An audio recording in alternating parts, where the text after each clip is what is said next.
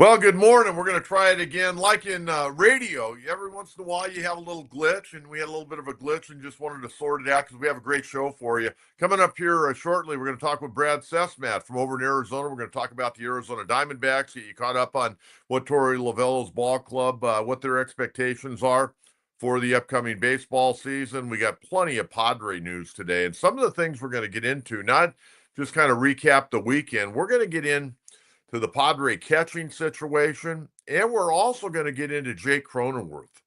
I was looking at numbers over the weekend, and I really think Mike Schilt is going to have to make an interesting call regarding Jake Cronenworth now that they got Jose Iglesias on this roster. Not that Cronenworth won't play a lot, he will play a lot, but against left-handers, I think they're going to have to make a determination of what type of left-handers Cronenworth hits well and which ones he struggles against. Last year, he hit only 203 against left-handed pitching. We'll get into that a little bit later on, but I do want to recap the Padre weekend. They got rained out on Friday night. They did get 2 innings in, and quite frankly, I thought they were very important innings for the Padres. And the reason why, we saw the debut of left-hander Kyle Hart, who they had signed from the KBO. I thought Hart looked pretty good from what I saw on tape. 32 years of age, had been in the big leagues briefly with the Boston Red Sox, did not fare well, went to the KBO, and last year won the equivalent of the Cy Young. So he looked pretty good, I thought, Friday night, and that was a ball game against Milwaukee. They got washed out after 2 innings. In fact, Yu Darvish was expected to throw in that game, but they held him out, and he ended up throwing the ball game on Saturday. But Kyle Hart on Friday night, 2 innings, 2 hits, no runs, no walks, couple of strikeouts, looked very good. Saturday, Padres defeated Cleveland at Peoria Stadium 7-2. Yu Darvish, Cactus League debut, 2 2/3, 4 hits, 2 runs, both earned, a walk, a hit batsman, 3 strikeouts. And my take on Yu Darvish, I mean, numbers wise, wasn't great. I mean, 2 2/3, gave up 2 earned runs and gave up 4 hits, hit a batter and walked a batter. But, with Yu Darvish, like a lot of veteran pitchers, they are working on things. And I think I'm not overly concerned. He's been working on the backfields quite a bit. And he'll get to where he needs to be. So I'm not putting a lot of stock in this one Cactus League outing. Robert Suarez, an inning and a hit on Saturday. Adrian Morejon looked pretty good. Yuki Matsui gave up a hit but had 2 strikeouts in his inning of work. I'll tell you, the guy that's pitched very well so far in spring is left-hander Wandy Peralta, who kind of was last year up and down. There were times where he pitched really well. Other times he didn't pitch well. And that's kind of the way it goes, from time to time. But overall, I thought Wandy Peralta did okay. I mean, numbers-wise, at the end of the year, he threw pretty well. The other guy that's pitching very well is Alec Jacob, the young right-hander. He's pitched very well. So then yesterday, Padres were playing over at Scottsdale Stadium against the San Francisco Giants. And, man, if you haven't been to that new facility, that's been open a few years now. It's beautiful over there in Scottsdale. Padres got beat 7-4. Nick Pivetta, though, another I thought excellent outing. 3 innings, 1 hit, a walk, 3 strikeouts. He struggled a little bit in that first inning. He threw 26 pitches, but eventually got out of that. And then in the second inning, he threw 19 pitches. So at the end of the day, 45 pitches, 3 innings, a shutout ball. Matt Waldron, though, wow, he got hit around pretty good. And I think there has to be some concerns. Yesterday was really weird. He came in, and was having problems. They had a minor leaguer finish the inning for him. Then he came back out in the 5th inning, and it was fine. And then he got in trouble again in the 6th, and they had to bring in Kevin Kopps to close out that inning. Matt Waldron's numbers now in the spring, 8.68 ERAs, 1-2. But yesterday, an inning and 2/3, 4 hits, 6 earned runs, 4 walks, 2 strikeouts, 2 wild pitches, and a hit batter. And, one of the things I did is he couldn't repeat his knuckleball yesterday. And one of the things that I did because the game wasn't on TV. Why wasn't the game on TV? It's a Sunday afternoon. You got to have Padre baseball on TV. They're going to be on today, hopefully. I'm praying it'll be on. I thought it was going to be on yesterday. I never saw it. If you saw it, let me know, because I didn't see it. I tuned in at 12:10. I tuned in at 1:10. Never saw it. Said the game was on Monday, so I'll watch for today. But first thing I did when I looked at Waldron's numbers and heard his knuckleball wasn't great was I went down to the very, very bottom of the box score and I looked at the weather and the wind. The wind was 9 miles an hour blowing in from right field. I don't think that would have been effective. Now, if it was 15 or 20, that's a different story. I mean, it's blowing pretty good. But it was blowing in from right field. I don't think that would really affect his knuckleball. So, Kyle Hart pitched well. Stephen Kolek has really put his name in the hopper, I think. I look at all the pitchers yesterday. Jeremiah Estrada, who's going to make the ball club 2/3 of an inning, couple of hits, a run, a walk, strikeout. Tom Cosgrove, I don't see him making the ball club. I mean, he had a miserable season. You go back to 2023, had a hell of a year. Last year, couldn't get anybody out. And it was up and down from AAA to the big leagues so far in spring. And I realize those numbers, you have one bad inning, your numbers are out of sight. But yesterday, threw a shutout inning, but his ERA at 12.46. I just don't see a spot for him right now. We'll have to wait and see how this all, factors in, how many left-handers they want to keep in the bullpen. But you already got Wandy Peralta and Yuki Matsui. I don't see Cosgrove making this ball club. That's me. Now, offensively yesterday, Gavin Sheets, second day in a row, he had a home run. Yuli Gurriel trying to make the ball club as a designated hitter. He had an RBI double yesterday. 40 years of age. I know a lot of people are yelling and screaming they had to sign J.D. Martinez. I don't think that's going to happen.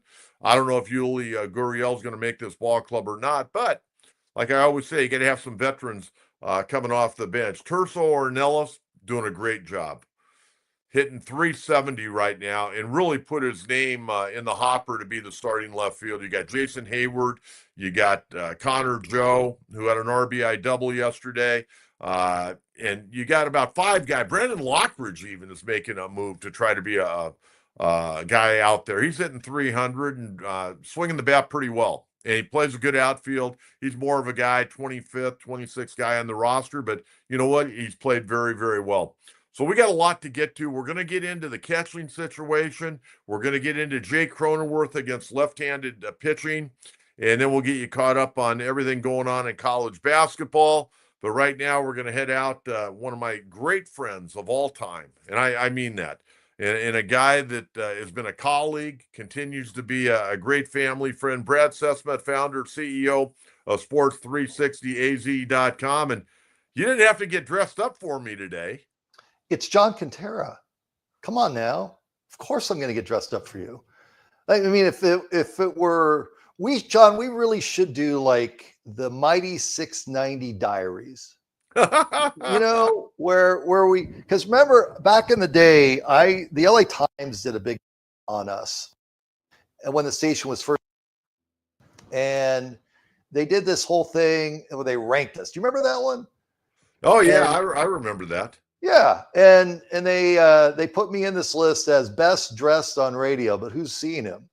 And I thought it was kind of funny, because back in the day I would wear a tie a lot of days because that's right. But I think we could have some fun with that, John. The Kentera, how did John Kentera become coach? You've talked about that story on other podcasts and other shows, but I think there's probably a little bit more to that story that you could share. I think there's probably a few Johnny Lynch stories that you could share. I think there's probably some 91X on the weekend stories that you could share. Am I right? Well, I mean, you're the guy that gave me the moniker coach that night at Vista High School. Yeah. So, when people are like taking in John and Brad today. So John knew me when I had hair. That's the way it goes. But when you're in this business, like I saw where Ted Leitner is retiring. Ted's been through it. Remember the late, great Jerry Coleman. I'd walk into a ballpark and he would be as nice to me as a 21-year-old, 22-year-old. I had no reason. They didn't know me at all, right? Barry Lorge would come in. Nick Canepa would come in. All these, John Maffey, who covered me in high school. I was just a big old stiff at Escondido High. You pour tomato juice in me, turn me sideways, I'm a thermometer. And, that's what is so cool about being in this space now where you and I, because John and I are very close for the audience. We are. Absolutely. We go through the wars, when he has health stuff, when I have stuff, we have places to go. It's hard being a public figure. It's hard doing this. Oh, you guys, wah. No, when your health's not right and you're trying to go through life, it's not perfect for John and I. It's pretty perfect when it's he and I like this. Like, I'm so proud of you to do this and where you are now in your career. This is the place to be, not being stuck on some radio station that is just aimlessly going about their day. Like, we hope to latch a fish or two. We're actually talking to the people that care, that know, and I love that. Well, we certainly having fun with this. And Brad, just for the listening audience out there, when I had my heart attack in 2009, Brad just on his own accord, without even announcing it, just got in his car and drove over to check on me and spent time with me and my wife. And I always remember that to this day. That was really cool. I remember the great talk we had, because I was pretty rattled at that point in time and didn't know, Brad, if I even wanted to go back into radio. Yeah, I mean, John, here's the thing. John is one of the, for the audience, John, you're just going to have to put up with me for a minute. John's going to take care of everybody else first, because that's who Coach Kentera is. John's going to take care of everybody. When people want to take care of John, it's like, yeah, no, it's not happening. There's not a selfish bone in his body. If there's a kid that needs to pep talk, if there's a kid that he needs to go work with, boy or girl, he's out at youth sports, he's out high school sports, he's at UCSD basketball, and they're killing it this year. You've been someone that has looked at sports in a way of, it's not all about the pros. It just isn't. The kid next door is 1,000 times more interesting than standing out on a practice field watching, over here, the god-awful Cardinals, and just going like, oh, we're around the NFL, the big bad NFL. Well, I don't really think that product's nearly as good as it once was. The NFL is about gambling. The NFL is about fantasy football. That's about it. The idea of football, pretty much gone. And so to see you be able to be in a platform all these years and stay true to yourself, rather than give in to the pressure of, well, how many clicks is this going to get? How many impressions is this going to get? Well, everybody else is doing it. Why? What is he doing over there? Oh, nobody's going to watch that. No, that's just not true. And you're taking better care of yourself. You're not in the stress situation. You've got a baseball team this year that is going to be in a division that's really competitive. I don't know about you, John. I'm excited for what's going on with the Dodgers and Padres. These people are like, oh, the Dodgers have ruined baseball. No, they haven't. Step your game up. Step up your game. If you want to compete, I think over here. They missed the playoffs by a game last year. In this offseason, they went out. They made a huge sign at the top of their rotation. They kept a guy that was awful in Jordan Montgomery, but I think it's going to be a smart move for them as pitchers drop like Garrett Cole did the other day, or up in Seattle. And so there's intrigue and drama. It's not, oh, the Dodgers are just going to run away with it. I'm not going to watch baseball. Have some faith. Well, Brad, first of all, thanks for the kind words. And I think a lot of the stuff I've done here in San Diego, you've certainly done over the last 30 years, reaching out to high school players and mentors. And, it's been well documented, your relationship with Brock Purdy. I remember you telling me about Brock Purdy and how you were trying to help him get a scholarship when he was a junior, and kind of, nobody really wanted him. And but you've done that for 100 kids over there, and you've done a great job, not only, helping kids go on and play athletics, but you also have been a great mentor to a lot of them that are in the broadcast business today. And I think both you and I, we take great pride in that. No, when you see somebody like, we'll just throw a name, Dave Roberts. Okay. Where did we first see Dave Roberts? Rancho Buena Vista. In our backyard. And was he this, that's going to be the future manager of the Dodgers who's going to win World Series. He's going to be in the same vein as Tommy Lasorda. He's going to go in the Hall of Fame as a manager for winning. No, we never saw. We saw this short little dumpy dude, as I like to say when I see him. And he's one of the best managers in baseball. He's about to get rewarded with a big contract. I can't imagine the days that he has to go in there and massage egos and agents and stuff that goes on, as you well know, behind the scenes. And he's gone about it. There's people like, oh, I hate it when you talk about the Dodgers. No, Dave Roberts was a high school kid in our own backyard. Why would we not celebrate him? Why would I not get emotional? I'm sitting here sorting baseball cards for my longtime friend who passed away unexpectedly. He collected baseball cards. I have a stack that's so thick of Tony Gwynn cards, John. And he collected all this Padres stuff. I have all this Padres stuff that like I don't even know what to do with. And that's part of where I was, but it's youth. It's like, what do I do with this Mike Ivy card? What exactly am I going to do with this Nate Colbert card? What am I going to do with the Eric Shao card? Maybe I'll put Eric Shao next to Tony Gwynn and we can relive how they had a brawl, right? Because they did. And all that stuff is cool. All that, like, I'll just tell the audience when John and I talk, and it's usually every few weeks or so, and you're raving about this coach at UCSD, right? In basketball. Right, absolutely. And I'm sitting over here at Arizona State where Bobby Hurley's probably going to get fired. It's probably time for him to go. It's 10 years. He looks worn out, beaten down, and all that. I also know the women's coach at Arizona State just got fired this last weekend. I know that Arizona State doesn't have a whole lot of money. At least they say they don't, even though they have a huge enrollment. So I'm adding things up. Like, okay, if Bobby gets fired, can they go get Todd Golden at Florida because he played high school ball here?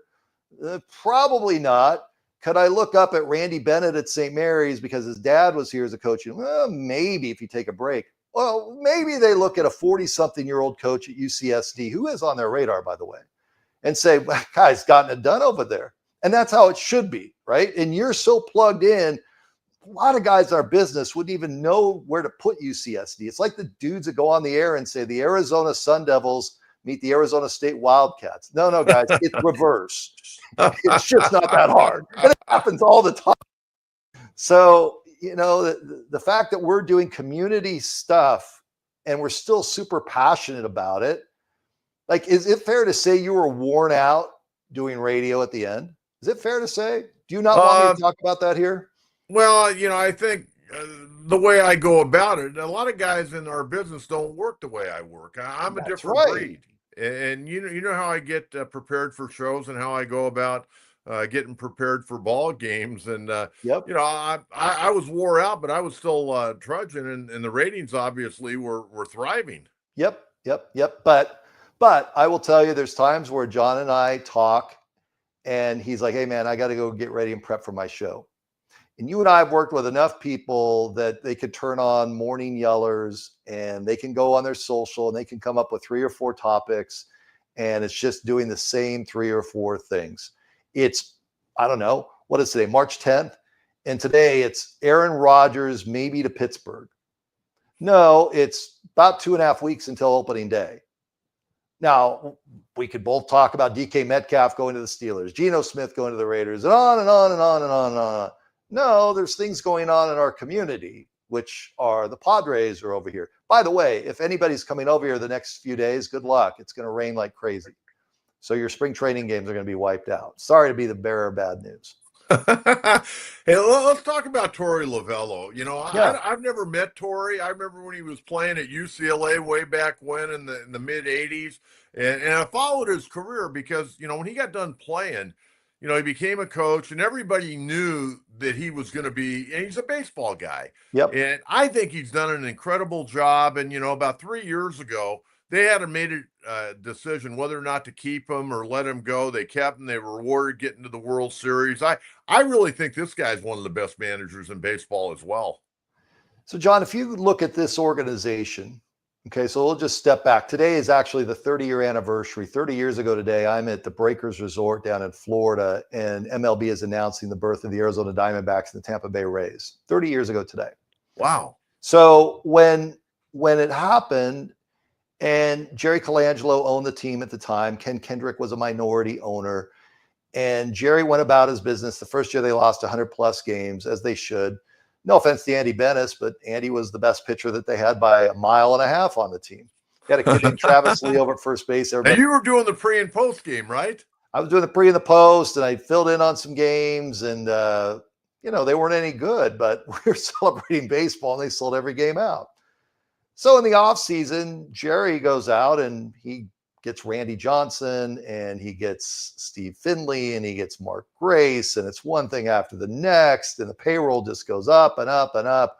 They gave Bernard Gilkey a 25-year annuity. It's like Bobby Bonilla Day when Bobby gets his. So it's one of the best contracts ever. Bernard Gilkey gets $1 million. I think it might have expired after this year. And just they were creative in their financing, but they were running a deep amount of debt. Jerry wanted to win. They bring a World Series in 2001. He goes and gets Curt Schilling, puts together a great roster. 2002, things start to tilt a little bit.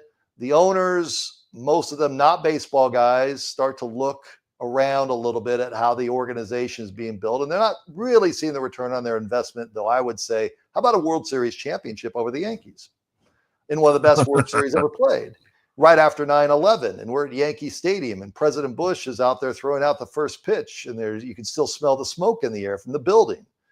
It was a moment in our country where baseball showed that there's a place for sports. I'm in the crowd doing my pre and post game show, and I got fans bawling their eyes out during the anthem.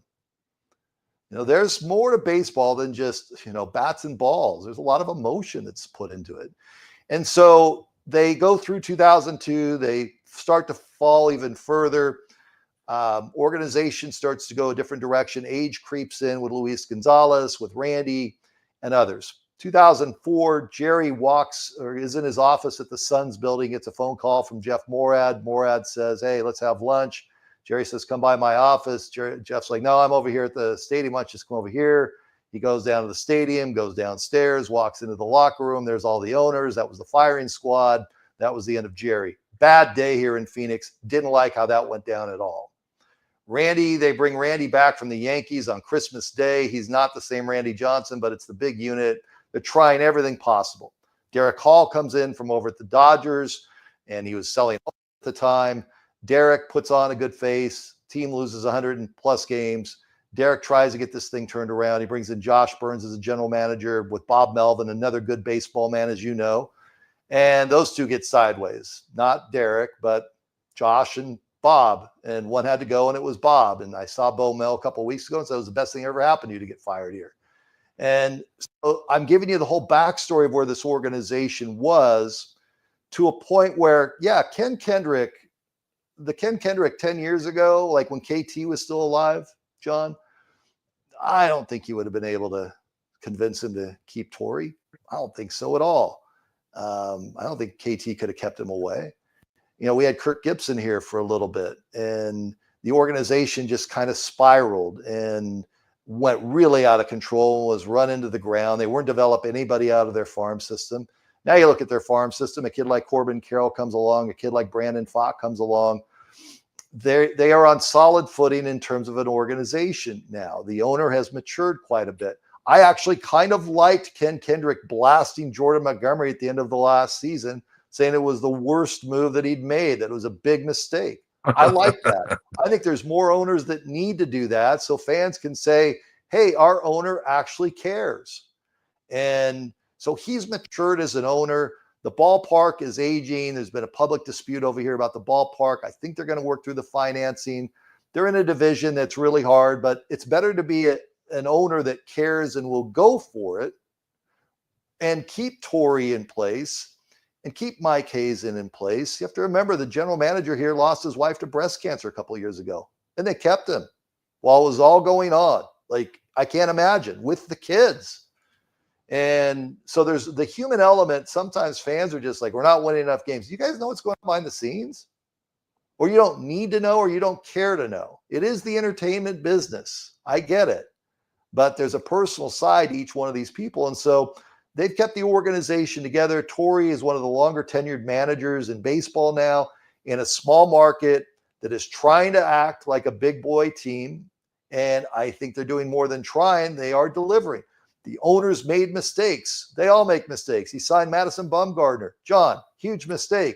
He threw fire into a furnace on that one, or threw money into a furnace on that. And so the fact is he's going to keep going for it and trying to work through. And I think if you just look at this year and what they've done with Corbin Burns coming in, big contract, he's a Scottsdale guy. He took a cut. Didn't take as much as he could have gotten elsewhere. You put him alongside of Zach Gallen, that's a pretty darn good 1-2. You put him alongside Eduardo Rodriguez if he's healthy, it's a pretty good 1-2-3. Merrill Kelly, underrated, 1-2-3-4. Brandon Falk, come on, 1-2-3-5. Jordan Montgomery, 1-2-3-6. And the pitching injuries that do happen to organizations, they're actually in a pretty good spot over here. How's their bullpen shaking out? And who's going to be their closer? Isn't that kind of up in the air? Is it the old closer by committee, maybe? Do you have any eligibility left?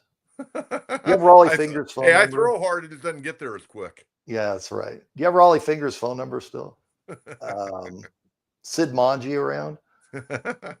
I don't know. Tom House is still in Del Mar, right? So he's living in LA now, working with quarterbacks. He's migrated from baseball to football.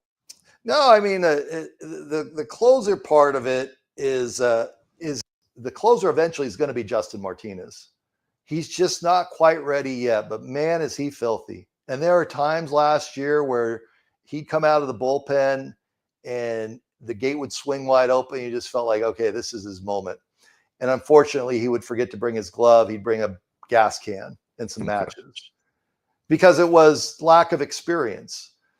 I think eventually Justin Martinez is going to be there. This is the year, in my opinion, where he does need to step up and move forward into that closer's role. And we don't have the adventures. We don't have the 5-batter, 3-out inning that, walk one, base hit, get out of trouble inning that we saw out of him last season. But he's a phenomenal talent, John. He's so young. He's not even 24 yet. Brad, Christian Walker, who it took him a while really to get his feet on the ground in the big leagues. And it's hard to believe he's already 34 years of age. And, I don't know if they made any type of offer to try to keep him or not. But, after they lost him, they went and got Josh Naylor. Now, Josh Naylor has been playing mostly a lot of outfield with Cleveland, but he does have a history of playing first base. And he's not the defender of Christian Walker, but he drove in over 100 runs last year, and he's going to hit some balls out of the ballpark. So, losing Walker was one thing. But, being able to put a guy like Naylor in there, that shouldn't, there shouldn't be much of a decline offensively, I wouldn't think. Well, again, this goes back to what management has done over here. If you go back to last year when Christian Walker was injured, they went and got Josh Bell. Josh Bell was a very good rental player for just, what you do at the deadline to get into the postseason. They season by just a game, not nearly the defense of Christian's abilities. But it is the business side of it. We want to see our players start and finish with the same team, and that just doesn't happen anymore. When Manny Machado comes into Major League Baseball, he's going to be here forever. No, he's not. No, he's not. When Mookie Betts comes in, he's going to be in Boston forever. No, he's not. Go through the top players in the game, and most of them, if not all of them, move. And you got to make tough decisions nowadays based off of salary. You can't put yourself in a situation where you have a roster that's all tied down just because have that. Remember, the Suns over here went through that with Steve Nash as their point guard. And Steve had to go. It was nothing personal. He was kind of mad at me about it, but it was like, you're not the same player. You cannot do that. Luis Gonzalez had a noodle arm at the end. He had to go. Love Gonzo. Great guy. Great guys in the front office. And we spar a little bit because the ego of ball players is nobody's going to tell me when I'm done. Nobody's going to say I don't have what I used to have. Well, I'm sorry, but this is a business. That's exactly right. What are your thoughts on the Diamondbacks? You think they can compete for the division title, or are they? I think like a lot of people figuring, hey, you know what? Dodgers for 162 games, they've got too much depth. If they lose somebody, they're going to be able to replace that person. So during the regular season, the Dodgers are probably going to walk away with the division. But if we can get into the playoffs, we can do some damage. How do you think the Diamondbacks are looking at it, and how do you see it? Well, exactly that, John. I think that's the you have to take. I'll go back to the top of when we talked. If you're going to wave the white flag in March and say, "Oh, boo-hoo! Look at what our hated rival, if it's the Padres, Dodgers." The Diamondbacks don't really have a hated rival. I mean, fans over here, they'll chant "Beat LA, beat LA." So what? It's nothing like San Diego versus LA. Nothing close to it. It feels good. I think there's more of we're this little dusty town with some cactuses that we show on television. And it's great to have a hated rival. And when the Dodgers would come here, it really is a Dodger convention now. Phoenix is such a market, as you know. And if the Cubs come to town, like the Cubs open here, it's going to be a Cubs convention. The Cubs stink or not, it just doesn't matter. Everybody from Chicago, first part of the era, they're able to get away from the cold. They're going to be out here. And so field, I just look at it and say, bring it on. That's me. I'm the guy. I'm not going to blame somebody else for my ills in life. I've got to suck it up and get out there and take on the best every day. I think that's what you want. You don't want a division where a team runs. That could happen. Baseball does have the wild card situation. Positive. Years ago, when this team went to the World Series, they go to Milwaukee. Oh, we're supposed to lose. It's the Brewers, big bad Brewers. Blew right through them. Oh, we're supposed to lose. It's the Dodgers. Got right through them. Oh, we're going to play the Phillies. Oh, man, the Phillies fans, they're tough. Went through them in a tremendous series. Went to Texas, ran out of gas. Happens. So last thing I got for you today. Yeah. They won 89 last year. They were 89-73. Yeah. Over or under this year for the Diamondbacks? Over. I have full confidence in Justin Martinez. I forgot about AJ Puck. You have to have a lefty late in games, John. And that dude's filthy. That dude is filthy. And I'm going to go over because Corbin Carroll was great at the beginning of last season. If you remember, he was coming off a shoulder injury. He did not heat up until August. And I think the bullpen, the lack of scoring runs, they had a couple dry spells in the early part of the season. If you remember, Merrill Kelly went down early last year with an injury. So, no, I'm going over, man. I'm not even the hometown guy on this. Oh, you should say they're going to go 160. No, it's not happening. I think they're going to be good. They're going to be fun. They're going to be entertaining. They're going to give us something to do when it's 118 degrees here in Phoenix, which is, I don't know, about 3 months away. It'll be fun. You know, you and I, as I let you go, you and I talked about this for years because we love working together. And, you've been over there for over 30 years now in Arizona, and I'm here in San Diego. And we talked about, doing some kind of radio show, regionally. Yeah. Now we could actually do it on YouTube. Well, here's the thing. You're big time. I'm just some dude over here I'm just a dude over here doing my little media company. And it's true. For the listening audience, John and I have talked for years because let's just put all the cards on the table, shall we? Do I have a couple minutes here or do you have to get rid of me? No, you're fine. Go ahead. All right. The radio business blows. The ownership of radio stations nowadays is it's so mismanaged. And when there's talent, it's really, let's just get to the next commercial break. Let's just play our commercials. We don't care. It's crapola on the air. It's fine. We don't care. We're going to take guys like Coach Kentera and push them out. We're going to take a guy like Lee Hamilton and say, he's old. He can't do what he once did. We're not talking enough NFL. We're not talking enough betting. No, be the disruptor. That's what you are. That's what I am. And the disruptors are, we're going to do our thing. We'll figure it out. We'll scratch out a living. You look at Jimmy. Look at what Jimmy Rome has done from when we were together at 690 back in the day, an overnight guy that calls in and says there's a bunch of fires here in Santa Barbara, all the way to a National Hall of Fame talent.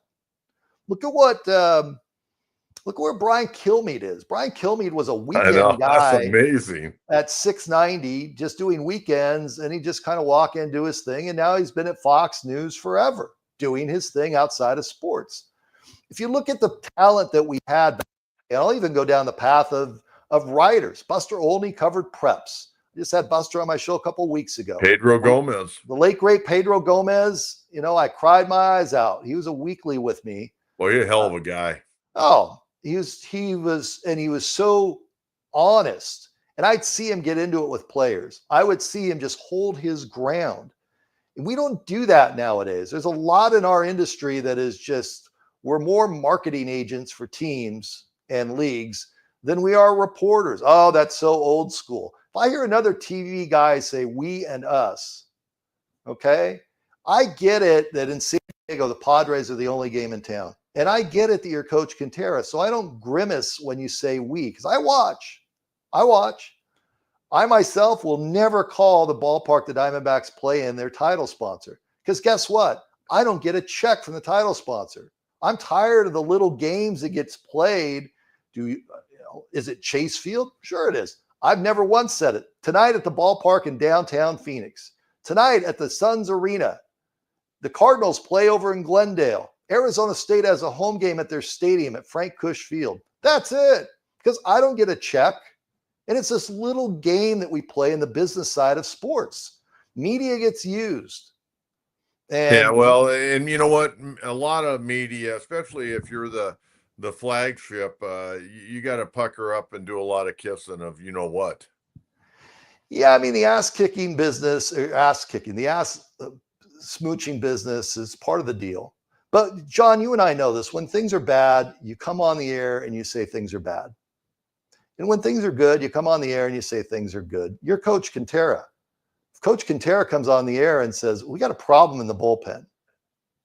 Like, I think last year you were not 100% sold on the managerial change. Is that fair to say?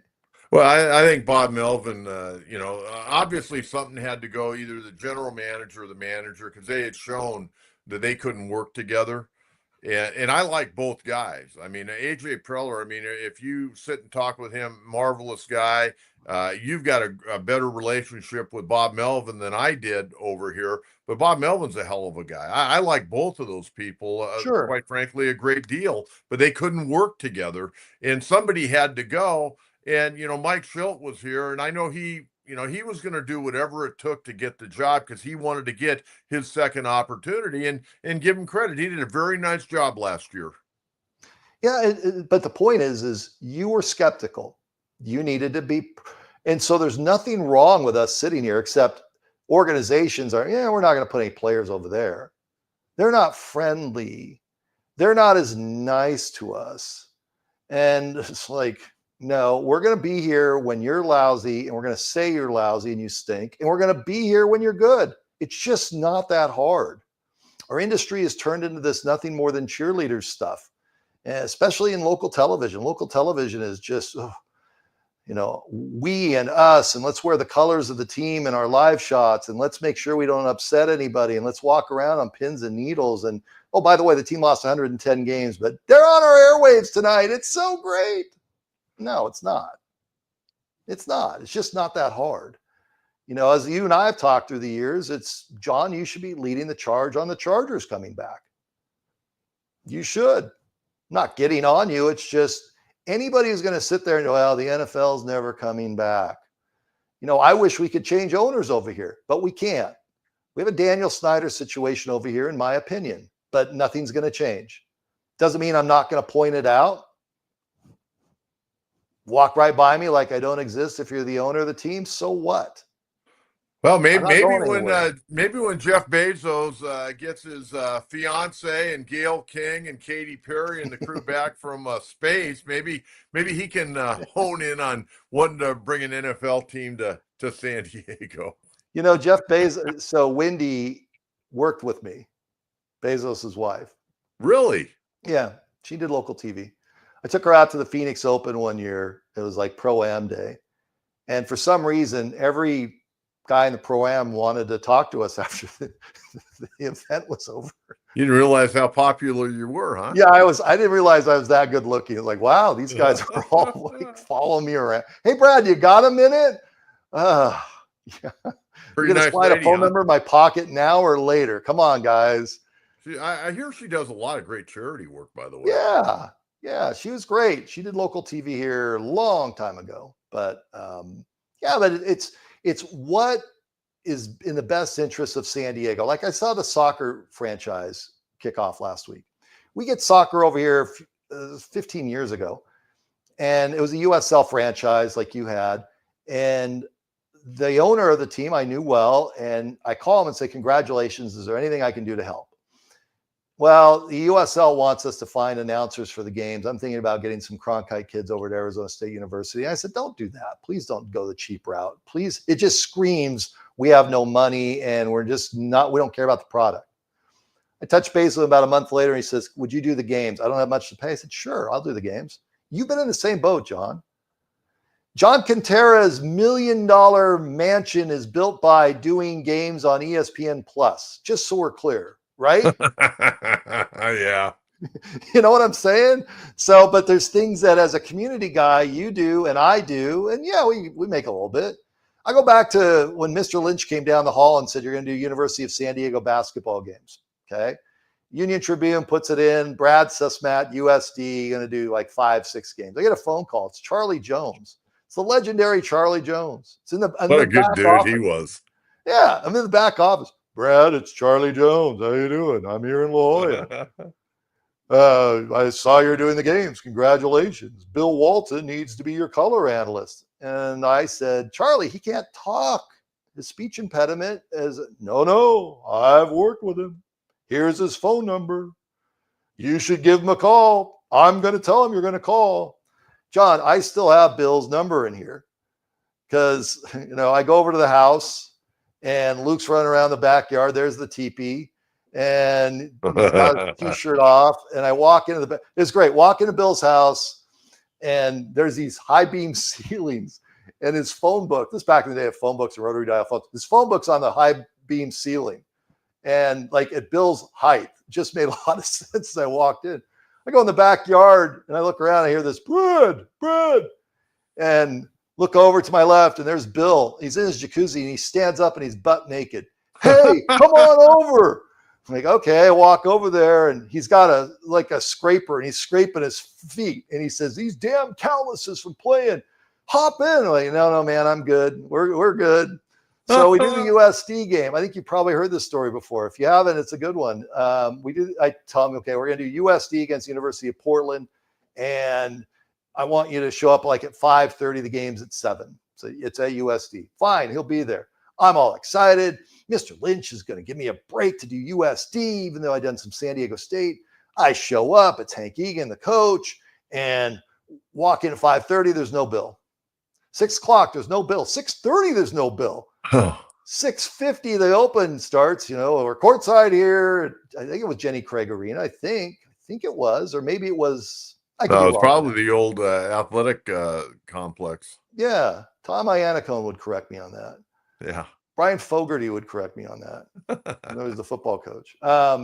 So it's University of San Diego against University of Portland. We're back with starting lineups after this timeout. Bill walks in. He sits down next to me, and it's national anthem when we come out. We hit the anthem, unfortunately. It's nothing disrespectful. It's just in a broadcast. You don't want to really hit the anthem.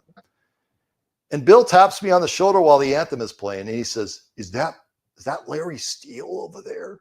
He whispers to me. And I said, yeah, he's the coach at Portland. He was my teammate with the Blazers. He takes his headset off while the anthem is playing, walks over, they hug each other while the anthem is playing. And he comes back, sits down, ball goes in the air, and immediately, Toreros are terrible. They're horrible. And they lose. The next morning, Hank Egan calls me. I can't use the language that Hank used on me about, I don't ever want that beep, beep, beep, beep coming on again. Mr. Lynch comes down the hall. Big John comes sauntering in. Oh, well, what happened last night with Bill? And the next thing I know, it's Bill and Phil Smith, the former Warrior, late Phil Smith. Yeah. Remember that? Oh, yeah. It was Bill and Phil and Brad just kind of like, what are we doing here? But those are the types of moments that make what we do so great. I get over here and there's a spring training game with the Chicago White Sox, and I forget who they're playing, and I get to Mark Grant, and it ends up being the Michael Jordan game. We broadcast the Michael Jordan game. Mark was my analyst. And, we're doing a baseball game it's a Tempe Diablo, and Mark's being Mark. I'd never worked with him, but we were friends and still are. And So you're like Michael Jordan doing a baseball game. Whoever would have thought that would have happened? Or Tony Gwynn leading in, come up to Tony it's towards the end of his career. Congratulations on doing the San Diego State games. I saw you're doing San Diego State. I said, yeah, I need a color analyst. You want to do it? What? He's sitting on the top of the dugout like he usually did, where he'd hold court. I'm like, yeah, you'd be great. You need to start working on your post career. You're still the all-time assist leader. I got the big old afro, Tony Gwynn going. He's like, ha, ha, ha, ha. The laugh. So he goes and he does a game with me, agrees to do some games. First game we're doing is UNLV. It's J.R. Ryder.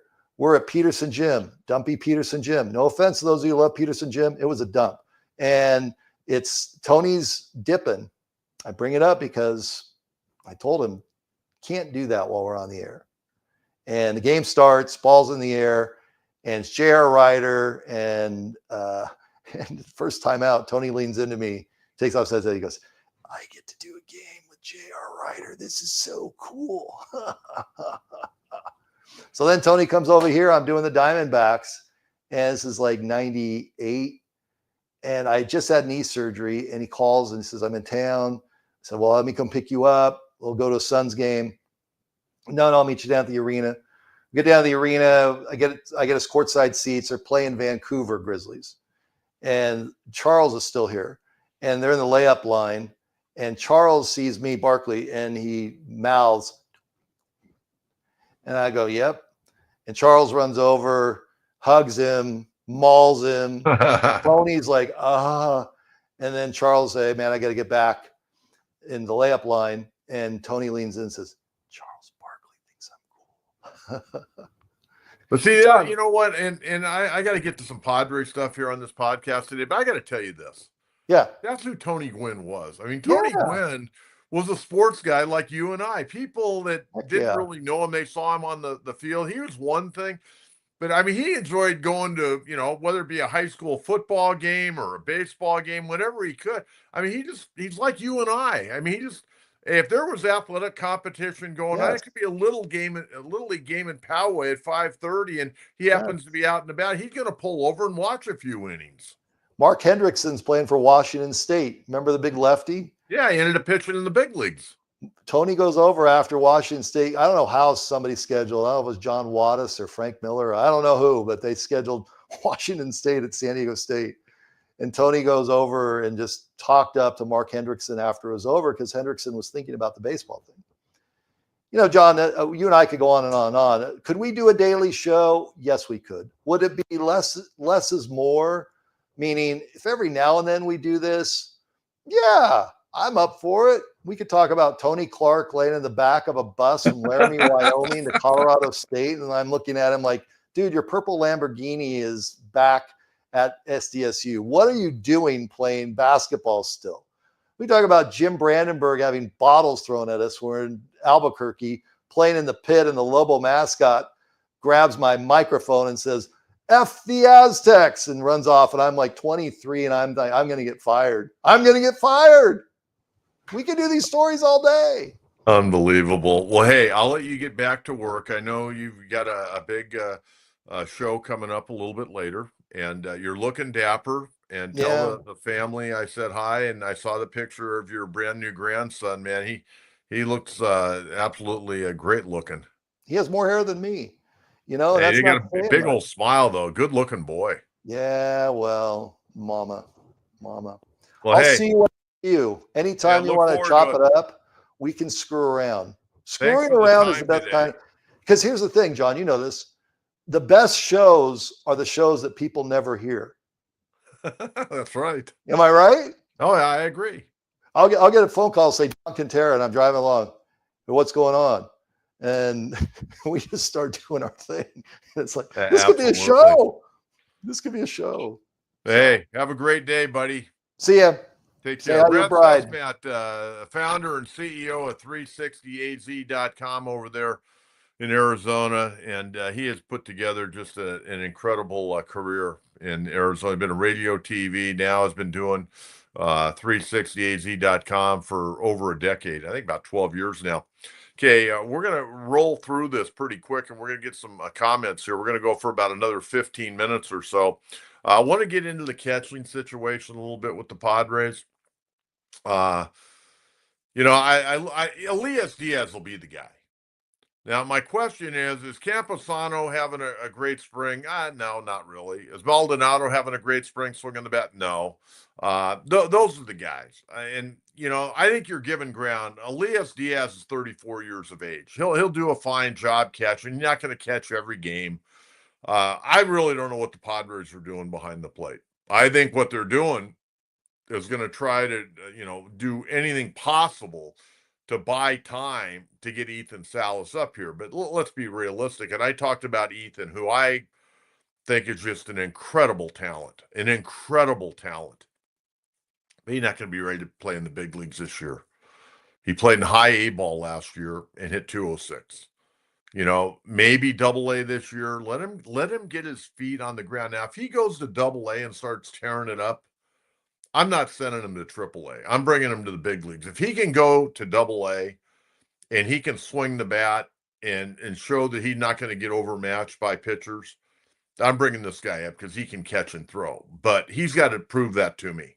And I'm not talking about like a 4 to 6 week period. I'm talking about the first half or first 3/4 of the minor league season. I want to see him go down there, get quality playing time, be consistent, work with the pitching staff, and then you bring him up. But Elias Diaz, I think, will be fine. Last year between the Padres and Colorado, he hit 265. He hits 265 this year. I'll be very happy. You know what? I'd be happy if he hit 250 this year. Camposano, I don't know what to tell you. I mean, he had the job. He lost the job. He ended up in AAA last year. He hasn't done anything in the spring that has warranted him being the starting catcher, I don't think. And Martin Maldonado, even though I would love to see this guy behind the plate, he can't hit. He's a 203 career hitter, but I don't think he's hit 203 in several years. He's living off of the past. Last year, he hit 119 and got released by the worst team in baseball, the Chicago White Sox. So give me who do you think ought to be the two catchers on this roster when they break camp in a couple of weeks? Okay, I want to get to Jake Cronenworth. I think you're going to find this to be very interesting. And, I'm not this big analytical guy, but I do look at numbers. And some of these numbers just flat out scream he can't play against left-handed pitching. You tell me what you would do. If you're managing, I'm asking you right now, after I give you these numbers between Cronenworth against left-handed pitching and Jose Iglesias against left-handed pitching, you tell me who should be in the lineup a high percentage of the time. Last season, Jake Cronenworth, here's his overall numbers. Played in 155 games, which was fantastic. He hit 241 in 577 at-bats, 29 doubles, 3 triples, 17 homers, 83 RBIs, had an on-base percentage of 324, a slugging percentage of 390, and a 714 OPS. Not bad. Not bad at all. Now, against left-handed pitching, I really want you to let this digest and saturate a little bit, and then give me your take after I give you his numbers and Iglesias' numbers against left-handed pitching last year when he played with the Mets. Jake Cronenworth last year, he had 153 at-bats against left-handed pitching. He hit 203 with an on-base percentage of 276, an OPS of 531. That's paltry. 153 at-bats last year. He had 5 doubles, no triples, 1 homer, 16 RBIs. Okay, then you go with Jose Iglesias, who had 92 at-bats against left-handed pitching. He had 402 with 10 doubles, so that's 5 more than Cronenworth in 61 less at-bats. 1 homer, 6 RBIs, 10 RBIs shy of Cronenworth, but hit a home run. His on-base percentage was 455 against left-handers, 543 slug, and an 884 OPS. 884 opposed to Cronenworth's 531 OPS. I mean, it tells me now, again, certain left-handers, Cronenworth may be okay, but if you've got Iglesias on the roster and you're going to run out Machado and Bogarts and Arise, it tells me, unless Arise is going to be the DH, that on days where you got a tough left-handed pitcher, Cronenworth's sitting and Iglesias is playing second base. That's what it tells me. I mean, if you're going by the numbers, you got to go that direction, don't you? So I'll let you decide on that. Okay, let's get to some questions now. We're going to get to Coach's Mailbag, and then we'll take some of the questions. And again, always want you to please like our program, subscribe. Okay, Rich's G-Box reality is the boys up. The five weren't doing what they did this offseason. The Padres are looked at a serious World Series. That isn't if they already aren't. Let's go Padres. Well, Rich, I'll tell you what. Again, it's like I was talking with Brad Cesmat. You get in the tournament, anything can happen. I think the Dodgers just have too much during the regular season. If they have a pitcher go down, and I saw Michael Grove going to be gone for the year, he was the guy that was going to pitch out of the bullpen, maybe an occasional start to give somebody a blow, but he's having surgery, so he's done for the year. But they'll just replace him with somebody else. But they've got too much depth during the regular season. Over 162 games, the game is played different. You get to the playoffs, completely different baseball. And Dodgers are good in both, as we know, but you get in the tournament, anything can happen. The ball could bounce your way. A little worm burner gets through the infield, a little Texas leaguer out to center field in the right situation.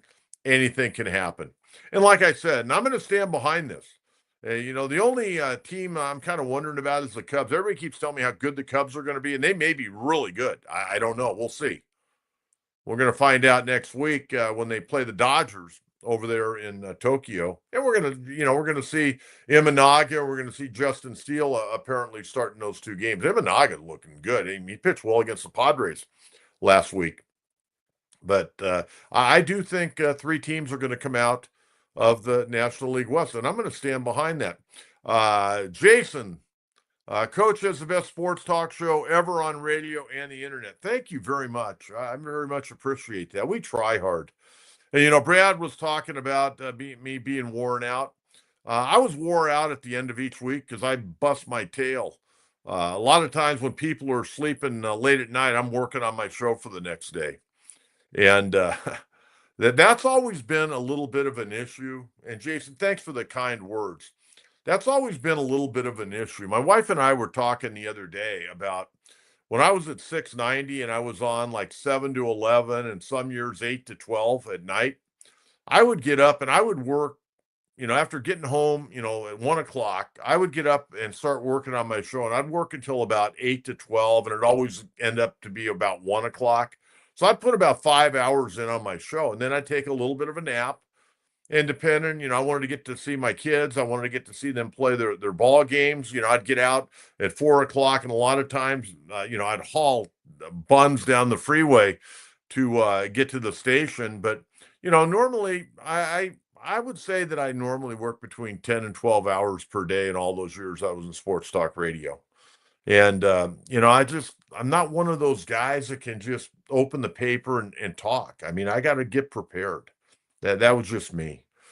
So let's take a look. Tyler, I think Kyle Hart and Stephen Kolek have a better chance getting the fifth spot in the rotation than Vasquez and Waldron at the moment. Randy Vasquez was thrown on the backfield yesterday. Waldron had a miserable outing yesterday, but I'm not going to rule him out. I think both those guys are going to get opportunities this year. I will tell you this, Stephen Kolek, I think, has really opened eyes. My question with him is, he's been working out of the bullpen in the past. Can they get him stretched out to where he could be the fifth guy, or do they need to send him to AAA and let him work a little bit more? And quite frankly, I want to see more of Kyle Hart. I would like to see a left-hander in the rotation. And, what we saw Friday night, I didn't see the game. The game got rained out.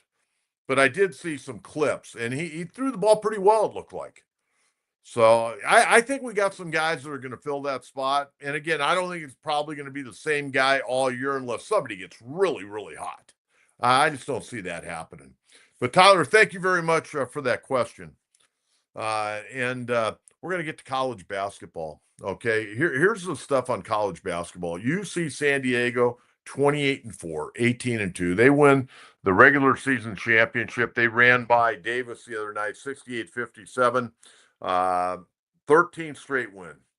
Now they're going to play on Friday night, and they don't know who they're going to play. They're going to play over in Vegas, over in Henderson, Nevada. They automatically have gotten to the semifinals of the Big West. Irvine also automatically gets to the finals of the Big West. UC San Diego 1 seed, Irvine 2 seed, and right now the way it looks, Friday night 6 o'clock, Tritons are going to play either UC Santa Barbara, CSUN, or Cal State Bakersfield, depending on what goes on in the earlier rounds. Aztecs. I'll tell you what, folks, I don't think the Aztecs are in right now. I really don't. They're 21-8, 14-6. They're the 4th seed. I think they're going to have to at least get to the semis. Get to at least the semis. I just don't think we can count the Aztecs in the tournament. They had a nice win the other night over Nevada, 80-61 on senior night. Nick Boyd played well, 18 points. Miles Heide, who's been filling in for Magoon Guath, doing a great job. I mean, he continues to get better. I was talking with somebody the other day off the air about Miles Heide. 14 points, 5 of 5 shooting the other night, 6 rebounds. B.J. Davis had a nice ball game, 10 points, 4 rebounds. And Miles Bird didn't have a great game. As far as points, he had 8 points, but he had 6 rebounds. He had 5 assists. He had 3 steals. Great all-around game. The tournament now gets underway, and the boys will get to the quarterfinals automatically, and they will host. When I mean host, they're going to be wearing their white uniforms rather than their dark uniforms. They're going to wear their white uniforms on Saturday or on Thursday at Thomas and Mack at 2:30. 2:30 Thursday. They'll take on Leon Rice's Boise State Broncos, and it's a team San Diego State's beaten twice. What do they say? It's always tough to beat a team a third time. Magoon Guath may be back. They're trying to get him ready to play, and hopefully that's going to be the case. And then USD, after a nice win on Thursday in the first round of the West Coast Conference Tournament, 81-77 over Pacific, they got beat, and they got beat very handily by 26 by Loyola Marymount. Loyola Marymount beat them 100-74. That ends the year for Steve Lavin. The Toreros are 6-27, 2-16 in conference. They need NIL money, and we're going to see what kind of commitment USD is going to be able to make to their basketball program. And they're also in line looking for a new head women's coach. Okay, very quickly, the MLS, San Diego FC. They go up to Real Salt Lake, fall behind in the 17th minute, 1-0. They get goals by Franco Negri in the 43rd minute. Then in stoppage play, in the second half, Franco Negri, 43rd, or he scored in the 43rd minute. Anders Dreyer scored in the 91st minute, and then Marcus Ingvarsson scored in the 96th minute. And the San Diego FC, they go out on the road. And I'm going to tell you what, I didn't see the game, but I did watch the highlights. And goalkeeper CJ Dos Santos, with his second clean sheet out of 3 matches, was fantastic. Defense allowed some shots the other night. There's no doubt about that. Real Salt Lake had 14 shots, 6 on goal. And De Los Santos was fantastic in goal. San Diego FC, they had 16 shots the other night, 8 on goal. And, of course, Chucky Lozano didn't play. Back home on Saturday night, Snapdragon Stadium, 7:30, they'll host the Columbus Crew. So San Diego FC, man, 7 points already in their first 3 games. So there you have it. All right, I want to thank my guest today, Mr. Brad Cesmat, for all the hard work. I mean, he was so fired up to be on today, you could tell. But again, thank you very much for watching. Please subscribe to the channel. And again, like our program, pass the word. We want to create something special here for you fans. Always appreciate your comments. Write your comments, whether it's on our YouTube page, on Facebook, or on X. Always enjoy those. We pick a few each and every day to put on our next show. And again, I want everyone to have a great week. We'll be back in on Friday morning at 10 a.m. Until then, Coach John Kentera, talk to you again soon. Bye-bye.